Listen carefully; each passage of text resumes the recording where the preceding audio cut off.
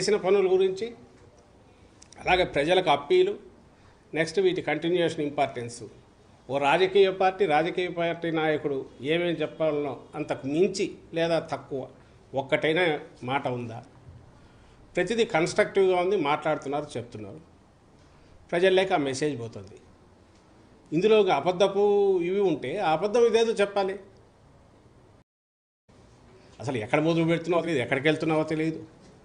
నీ అమరావతి రాజధాని ఎట్లయితే రోడ్లు ఒక దగ్గర మొదలై ఇంకో దగ్గర అయిపోతావు, నువ్వు అంతే. ఓ రోజు ఇప్పటికి ఎన్ని 20-30 పేర్లు పెట్టుకొని బయలుదేరినట్టున్నాడు. శంకారావాలు, కథలరాలు, అంతకుముందు ఇంకా ఏంటేంటో. 4 రోజులు కొడుకు తిరుగుతాడు, 4 రోజులు ఈయన తిరుగుతాడు, ఇంకో 2 రోజులు ఆయన దత్తపుత్రుడు ఆయన మానేస్తాడు. ఏ సభలో ఎందుకో తెలియదు. అందులో ఎక్కడెక్కడ పట్టుకొచ్చి 2-3 వేలకు నిల్చుండట్లా. అక్కడ పోయే ఛాలెంజ్లు విసిరేది, మీకు మీరు పగట్టుకెళ్ళాలి అనేది, మీ వీపులు మీరు చచ్చుకుని మాట్లాడడం కౌంట్ డౌన్ అని. ఇంత ఎందుకు? స్ట్రైట్ ఈ రోజు పెట్టుకోండి. రోజు ఏమేమి అన్నారనుకుంటున్నారో ఖచ్చితంగా ఆరోపణలు ఇదిగో ఈ ప్రాతిపదిక మీద చేస్తున్నామనండి రిప్లై ఇవ్వడం ఇస్తాడు ఖచ్చితంగా. ఇప్పుడు ఇవన్నీ కూడా అనవసరం. నిజంగానే కౌంట్ డౌన్ మొదలైంది 50 రోజులు. మేము అదే అనేది ప్రజలు నిర్ణయిస్తారుగా. ఈ రోజుకు మేము ఏమేం చేశాము, ఇవి చేశామని సగర్వంగా చెప్పుకోగలుగుతున్నాం. మా నాయకుడుగా అంత ధీమాతోనే మేము మంచి చేశామనుకుంటేనే మీరు ఓటు వేయండి, ఆశీస్సులు ఇవ్వండి అని ధీమాతో నిబ్బరంగా జనాన్ని అడగగలుగుతున్నారు. నువ్వు అలా అడగగలుగుతున్నావా? మేము పెట్టిన వాలంటీర్ల వ్యవస్థ ఓ బ్రహ్మాండమైన డెలివరీ సిస్టమ్ అని మేము చెప్పగలుగుతున్నాం. నీకు నిజంగా నీవు పెట్టిన దాని మీద నమ్మకం ఉంటే చంద్రబాబు నాయుడు తాను పెట్టిన అదేది జన్మభూమి కమిటీలు అత్యుత్తమమైనవి, మేము వస్తే అవే తీసుకొస్తాం, వాటితోనే మేము పని చేయిస్తామని ఒక మాట అని పొమ్మను. ఎందుకు ధైర్యం చాలట్లా? ఆ మాట ఎందుకు అనట్లా? అలాగే చంద్రన్న కానుకనే నేను ఇస్తాను అని ఎందుకనట్లా? ఇంకొకటేదో ఆ పేర్లు ఎందుకనట్లా? అవే బ్రహ్మాండమైనవి అని ఎందుకు చెప్పలేకపోతున్నాడు?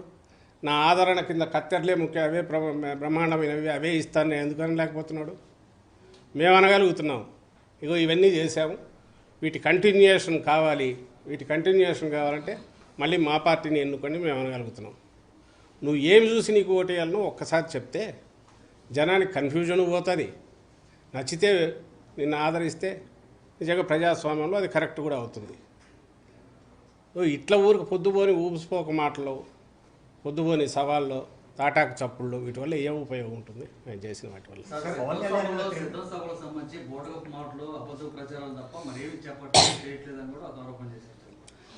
ప్రజలు చూస్తున్నారు కదా, ప్రజలు చూస్తున్నారు. సిద్ధం సభలు వాటికి వచ్చే అవి కార్యకర్తల సమావేశాలు.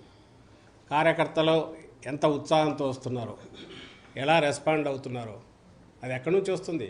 ప్రజల్లో ఉన్న ఆదరణ వల్ల వచ్చింది. ఆ ఉత్సాహం కానీ ఆత్మవిశ్వాసం కానీ నాయకుడి మీద ఉండే విశ్వాసం అది.